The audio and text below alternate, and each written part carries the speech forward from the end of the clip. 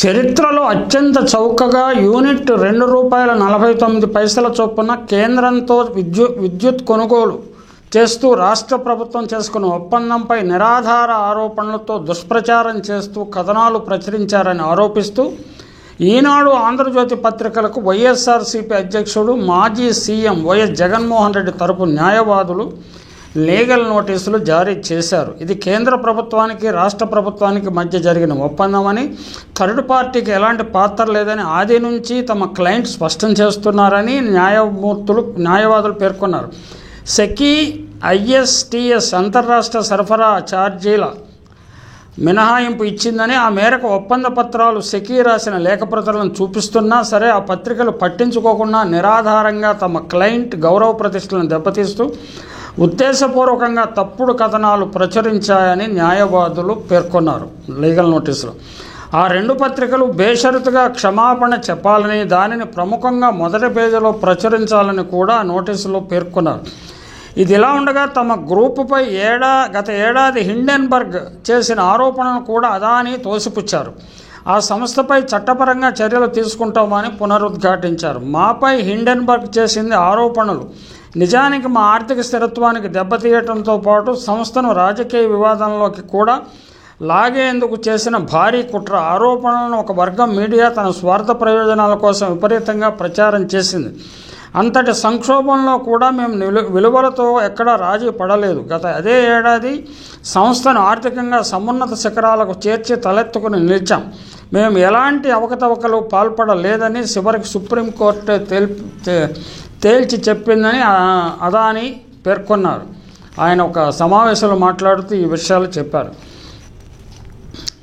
చట్టాలు నిబంధనల అమలుకు తమ గ్రూపు ఎప్పుడూ కట్టుబడి ఉంటుందని ఆయన స్పష్టం చేస్తున్నారు. ఇలాంటి ప్రతిదాడి తమకు మరింత బలోపేతం చేస్తుందన్నారు. అదే సూత్రం జగన్మోహన్ రెడ్డికి కూడా వర్తించవచ్చు. జగన్మోహన్ రెడ్డి వ్యక్తిత్వ హనన కార్యక్రమం ఒక ధారావాహికంగా సాగిస్తున్న తీరును తెలుగు ప్రజలు గుర్తించారు.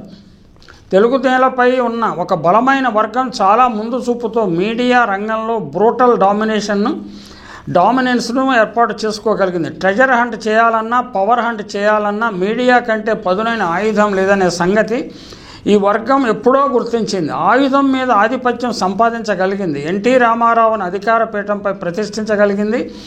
ఆయన వల్ల తమ వర్గానికి అనుకున్నంత మేలు జరగటం లేదన్న గ్రహింపు కలగగానే చంద్రబాబును ప్రత్యామ్నాయంగా నిలబెట్టిన వైనం సరిగ్గా 3 దశాబ్దాల కింద చరిత్ర. అంటే ఎన్టీ రామారావు గడ్డిమేటు దగ్గర కుక్కలా తయారయ్యాడని, ఆయన తినడు, ఎవరిని తిననివ్వడు అనే కామెంట్స్ తరచుగా వినిపించేవి. అవి స్వయంగా నేను విన్నాను. మీడియా తుపాకీ ట్రిగ్గర్ను చంద్రబాబు నొక్కగానే ఎన్టీ రామారావు కుప్పకూలిపోయాడు. అప్పటి నుంచి చంద్రబాబు ఆయన మిత్ర మీడియా తోడు నీడలా కలిసిపోయాయి. నీకింత నాకింత అనే క్విట్ ప్రోకో అనే డ్యూయట్ పాడుకుంటూ రాజ్యాధికారాన్ని అనుభవించసాగారు. ఆర్థిక సంపదను బాగా పోగేసుకున్నారు.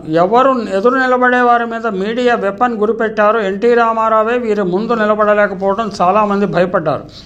ఒక రాజశేఖర రెడ్డి మాత్రమే వారిని ధిక్కరించి నిలబడ్డారు. చాలా కాలం పాటు వారిని ఎదిరించారు, విజయాలు సాధించారు. ఈవీఎంల సాయంతో జగన్మోహన్ రెడ్డిని ఓడించిన 6 మాసాల్లో 6 డజనుకు పైగా దారుణమైన నిందల్ని జగన్ మీద మోపి తమ సూపర్ 6 వైఫల్యాన్ని చర్చలోకి రాకుండా నెట్టుకొచ్చే ప్రయత్నం కూటమి నాయకులు చేస్తున్నారు. 6 డజను నిందారోపణలు సూపర్ 6 వైఫల్యాలుగా ఈ 6 మాసాల పుణ్యకాలం గడిచిపోయింది. తాజాగా సెకీ ఒప్పందంపై ఎల్లో మీడియా దేవతా వస్త్రాలతో ఊరేగుతూ ఎంత కంపరం పుట్టిస్తున్నదో ఇప్పుడు చూస్తున్నాము. సెకీ అనేది ఒక కేంద్ర ప్రభుత్వ సంస్థ. రాష్ట్ర ప్రభుత్వం విద్యుత్ కొనుగోలు ఒప్పందం చేసుకున్నది ఈ కేంద్ర ప్రభుత్వ సంస్థతోనే. అది వ్యవసాయ రంగానికి నాణ్యమైన నికరమైన ఉచిత విద్యుత్తును అందజేయటం కోసం. జగన్ కంటే ముందు అధికారంలో ఉన్న చంద్రబాబు సౌర విద్యుత్ కోసం ప్రైవేటు సంస్థలతో ఒప్పందాన్ని చేసుకున్నారు. ఆ సంస్థలకు ఆయన సగటున యూనిట్కు ₹5.90 కట్టబెట్టారు. అది 25 సంవత్సరాలకు చేసుకునే ఒప్పందం వల్ల దాదాపు 85,000 కోట్ల రూపాయల అదనపు భారం పడుతుందని అప్పట్లో కథనాలు వచ్చాయి. జగన్మోహన్ రెడ్డి నాయకత్వంలోని రాష్ట్ర ప్రభుత్వం సెబీతో కూర్చుకున్న ఒప్పందంలోని 3 కీలక అంశాలను మనం పరిశీలించాలి. మొదటిది, ఇది కేంద్ర రాష్ట్ర ప్రభుత్వ సంస్థలకు మధ్య జరిగిన ఒప్పందం మాత్రమే. ఇందులో ఎక్కడా థర్డ్ పార్టీ ప్రమేయం లేదు. 2, రాష్ట్ర చరిత్రలో గతంలో ఎన్నడూ లేనంత తక్కువగా ₹2.49కే యూనిట్ సరఫరా చేస్తామని ప్రతిపాదించడం. 3. ప్రత్యేక ప్రోత్సాహక కింద ఈ ఒప్పందానికి అంతర్రాష్ట్ర రవాణా ఛార్జీలను మినహాయిస్తున్నట్లు చెప్పడం. ఇంత స్పష్టత, పారదర్శకత ఉన్న ఒప్పందం మధ్యలో స్కామ్ ఏ రకంగా దూరుతుంది? ఇక అదానీ కానీ, అంబానీ కానీ, ఇతర పారిశ్రామికవేత్తలు ఎవరైనా సరే రాష్ట్రాల ముఖ్యమంత్రులను, ప్రధానమంత్రిని కలవటం సర్వసాధారణమైన విషయం. 14 ఏళ్లు ముఖ్యమంత్రిగా పనిచేసిన చంద్రబాబును అందరికంటే ఎక్కువ మందే పారిశ్రామికవేత్తలు కలిసి ఉంటారు. ఈ భేటీలన్నీ స్కామ్ల కోసమే అనుకోవాలా? ఒక వ్యక్తి పట్ల గుడ్డి వ్యతిరేకత, ద్వేషం, పగ పేరుకుని పోయి ఉంటే తప్ప ఇంత దిగజారుడు ప్రచారం చీకటి మీడియాకే సాధ్యమవుతుంది.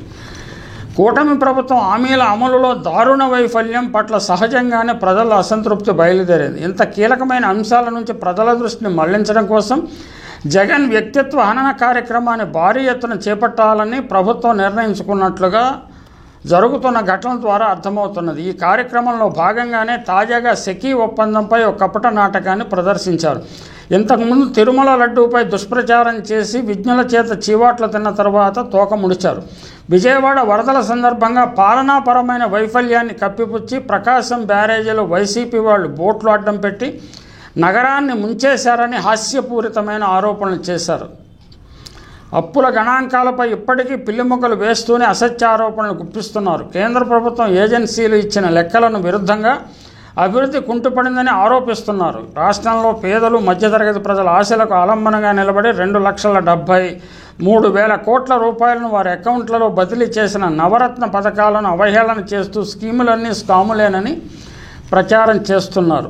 జగన్మోహన్ రెడ్డి వ్యక్తిత్వ హననంతో పబ్బం గడుపుకోవాలంటే ప్రతిసారి కుదరకపోవచ్చు. ఇప్పుడు చీకటి మీడియాకు జగన్ లీగల్ నోటీసులు పంపించారు. ఇక జనంలో చర్చ మొదలవుతుంది. ఇద్దరి వ్యక్తిత్వాల మధ్య చర్చ జరగడం ఒక విధంగా మంచిదే. ఒకరు మాస్ లీడర్, మరొకరు మాఫియా లీడర్ అన్న ప్రచారం జరుగుతుంది. ప్రజల్లో చర్చ ఆ రూట్లో జరుగుతుంది. జగన్ పిటిషన్పై కోర్టులు ఏ విధంగా స్పందిస్తాయో చూద్దాం.